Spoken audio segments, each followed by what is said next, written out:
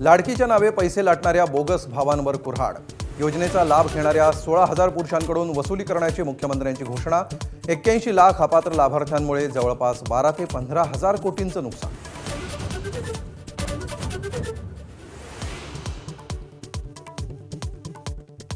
शिवसेना एकच आहे, ज्यांना परतायचंय त्याने मातोश्रीवर यावं। संजय राऊतांनी शिंदेंच्या शिवसेनेसह भाजपला डिवचलं। तुमच्या दरवाजावर येणार कोण? शिंदेंच्या शिवसेनेचं प्रत्युत्तर।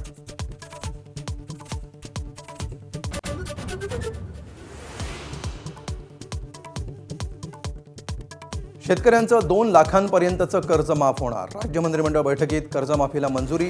विधान परिषद निवडणुकीच्या आचारसंहितेमुळे अधिकृत घोषणा बाकी।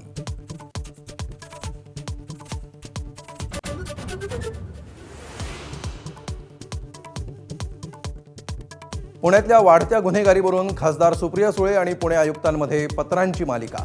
कागदावरची आकडेवारी आणि प्रत्यक्षातील परिस्थितीमध्ये तफावत असल्याचा सुळेंचा दावा।